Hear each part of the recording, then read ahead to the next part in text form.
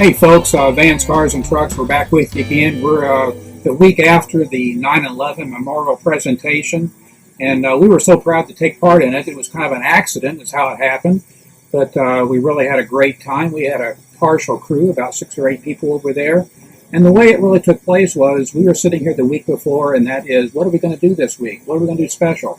Manny brought it up. He says, Larry, why don't we do something for 9/11? You know, not do cars. Jeff heard that, and we didn't have any great ideas, but Jeff was on the way home. He just happened to drive by our local Brooksville Fire Department, Fire and Rescue. He saw that an activity was taking place. I'd kind of heard some rumblings about it, but with life as it is, I really didn't know about it myself.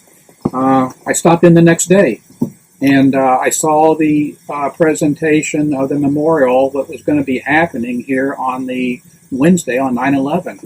And I saw what they had to work with, which was a beautiful 800-pound steel girder, and they had it customized in their presentation. They'd done a lot of prep work, and what was really, really interesting was it was all done by hand. There wasn't any big contractors involved. There were people for the fire department that did part of the build. Chet Mary, he actually did the one you're going to see a video of here shortly.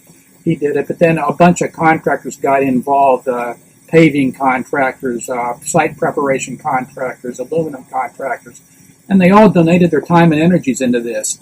So I stopped in to see it, and I thought, how can we get involved with this?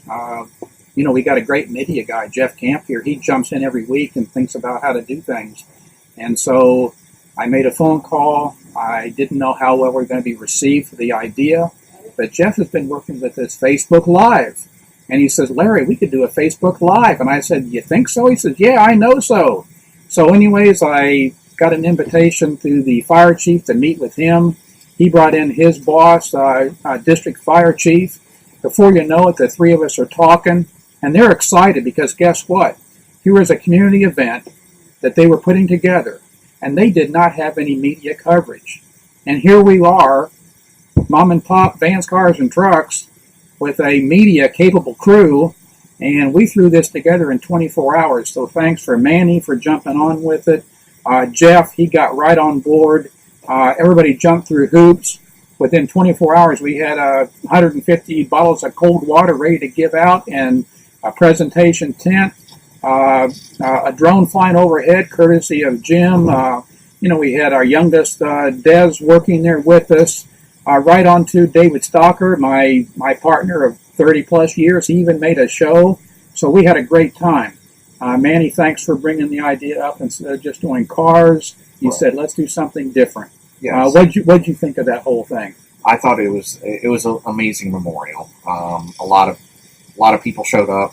There's a lot of stories, a lot of fire rescues that were not only telling their stories that they were passed to them, but also there's firefighters that were there for 9/11, that were there for the World Trade Center as they collapsed. What was amazing, we actually got a personal story from a retired Army Sergeant Major.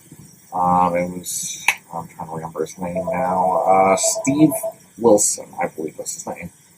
Gave us his personal story. He was actually in the building when the plane struck. He gave us his story on everything that took place. It was definitely a tragic event, but a lot of beauty came out of it. A lot of communities got together. It was an amazing story on how the beam from the World Trade Center got to the fire department. If you actually want to get the full story, you could always go to our Facebook page. You can rewatch that live video. But to kind of summarize, it was almost 7 years it took this beam to be put in front of a building, memorialized. Everybody donated, a lot of companies, as far as paving companies, and a lot of people donated their time, resources to make this beautiful monument dedicated to 9/11. It was amazing. It was truly a speechless moment. I'll tell you what, we had a good time just being there and also participating in the process, seeing 200 people, just our local community, taking advantage of these moments, a little bit of quiet time, obviously, a lot of reflection. Even though it's 18 years after the event, there's also a tremendous amount of emotion from everybody because we all went through a process at that point in time.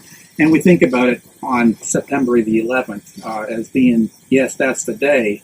But when we see that coming to reality with that kind of memorial, I know it's only an 800-pound piece of ugly steel, but let me tell you, it pulled some heartstrings. Right there that day, it pulled some heartstrings. And it's one of those things that we can remember for generations. So we're really glad, Advanced Cars and Trucks, we took advantage of it. We got it up on Facebook Live. We got some fun comments out of it. I think we did justice to the event that took place. I think we captured it, we archived it, and I think that the local fire department, fire and rescue, appreciate us taking part.